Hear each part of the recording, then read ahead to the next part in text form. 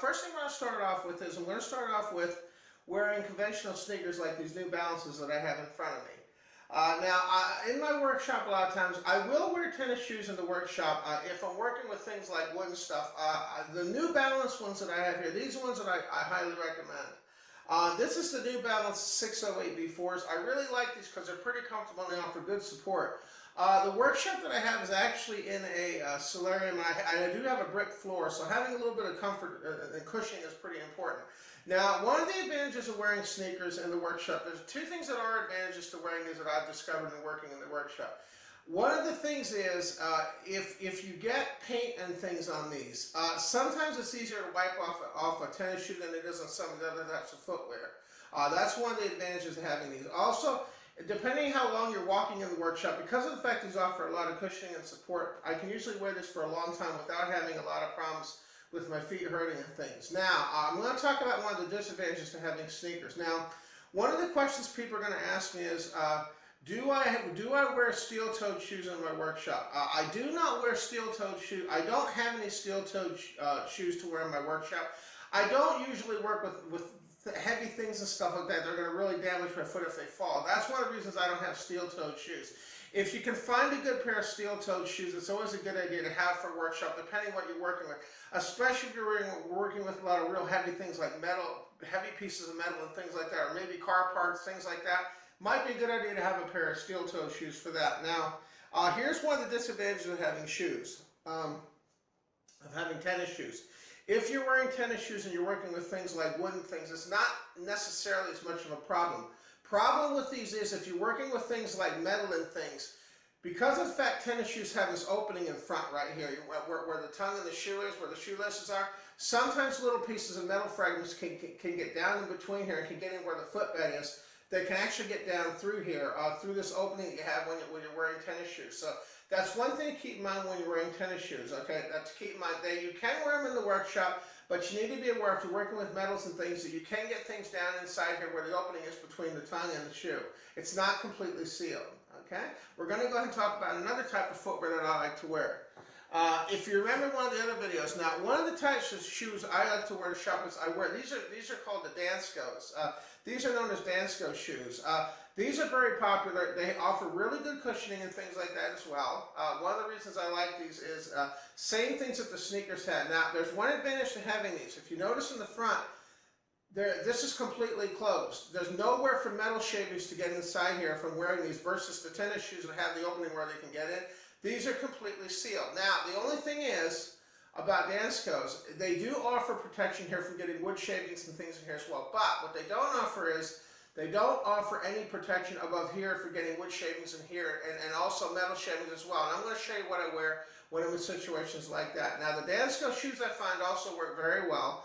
You can go to the Dansko shoe site and actually order a pair of Danskos. I've had these for about 2 years and I've been real happy with them, and they've worked pretty well.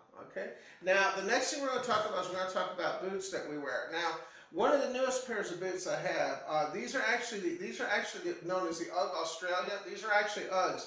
They don't look like Uggs in the conventional way because these are actually the work boot version. They have leather and things around them on the bottom here to reinforce them. As you can see, they are Uggs, but they actually have leather and things around to enforce them on the bottom to keep them from tearing. And then the top is basically like a regular Ugg boot. And then also they have the lining and stuff inside, just like a pair of regular Uggs would have. Now, one of the advantages to wearing Ugg boots, okay, this offers protection. It doesn't allow anything to get inside the boot, okay, because this is completely closed, so you're not going to get metal shavings inside here. These offer pretty good cushioning. Now, there's another thing too.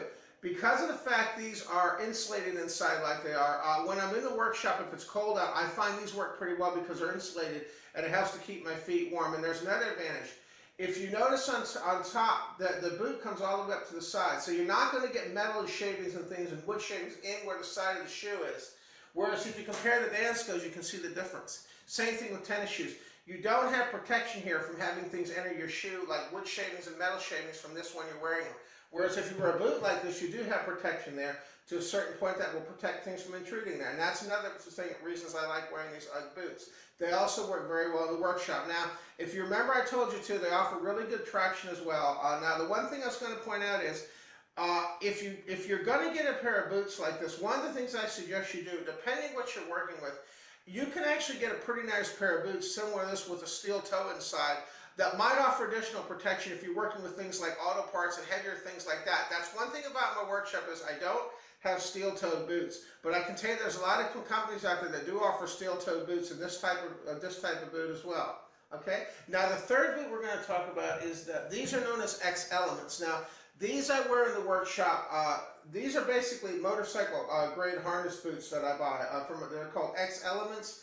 This has been a very good boot to wear in the workshop. Now, one of the things you're going to notice though about these is if you look at the UGG boots, okay, if you notice on the UGG boots, the main difference with these is you have the area on the side that covers the boot goes all the way up your leg, much higher than the one I had with the UGG boot. So this offers, by having it up this high, this basically makes sure that you don't get metal shavings and things inside here, because this goes all the way up, more or less halfway up your leg. So it really protects you from getting wood shavings and things inside here, in addition to metals as well. They also offer really good traction and everything else as well. Now, the one thing I was going to point out is, if you're doing things like painting and things, getting paint and stuff off these boots can be kind of difficult. That's one of the reasons why I suggested wearing, if you're working with paints and things, try to wear sneakers, because it's going to be easier to wipe off in addition to getting paint and things off versus having boots like these. Now, the only disadvantage you have wearing boots like these, okay, is it is a very good boot, but in the wintertime, these can get kind of cold in the wintertime because they don't offer as much insulation as the UGG boots did there that I showed you earlier. Okay, so that's just something to keep in mind when you're in your workshop. This just covers general footwear and things that you can wear in the workshop. Now, if you have a boots or anything you suggest, maybe you have a brand that you really like, go ahead and feel free to leave those in the comments section below. That way other people watching the channel can learn some things as well. You know, what's your favorite type of shoe you like to wear? What sort of work boot do you like to wear? Go ahead and leave those in the comments section below. And I also want to mention that, in addition, if you like what you see, go ahead and hit that like button as well. And as always, if you want to click that subscribe button, feel free to do so. That way you can keep up with all my current videos.